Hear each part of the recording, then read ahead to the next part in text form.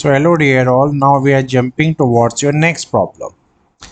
अब इसमें क्या बोलता है, आपको k का वैल्यू निकालना है और रूट्स हैं रियल।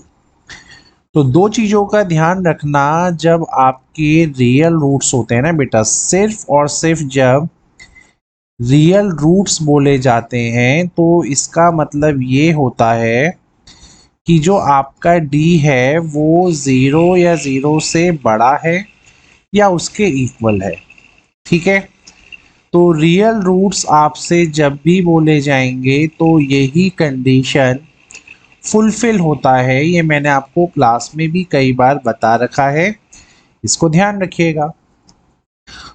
जैसा कि पहला क्वेश्चन आप देख सकते हो यहाँ पे 9x square plus 3kx plus 4 is equals to 0 अगर लिखा है, और अगर मैं इसे कन्वर्ट करूँ बी स्क्वायर माइनस 4ac की फॉर्म में, तो एग्जैक्टली क्या आंसर आएगा, ये आपका होता है बी।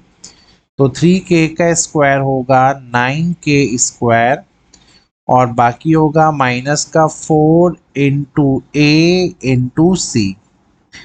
तो यहाँ तक तो कोई चैलेंज नहीं होगा और दोनों का ये आंसर आएगा। अब अगर मैं इसको यहाँ 9 से डिवाइड करवा दूँ, अगर मैं डिवाइड करवा दूं इस पूरे को 9 से, तो आपके पास क्या बचेगा, के स्क्वायर माइनस 16 इज ग्रेटर और इक्वल टू 0। अब यहीं से क्वेश्चन का ट्रिक स्टार्ट होता है। आपको यहाँ करना क्या है, अब आप अपने ब्रेन में ये सोचिए कि अगर मैं इस के स्क्वायर को 16 लिख देता तो के की मेरे पास प्लस माइनस दो वैल्यूज आती है, नहीं आती? ठीक है, बिल्कुल आती सर। तो उसी के बेसिस पे आपको क्या करना है, ये जो आपका सिंबल है ना, ये इसको बिल्कुल टच नहीं करना है और इस सिंबल को आपको ऐसे ही यहाँ पे रखना है, बिल्कुल ऐसे ही रखना है। ये सिंबल जैसा है, अगर ये ग्रेटर देन इक्वल टू का है तो बिल्कुल ऐसा ही रखिएगा।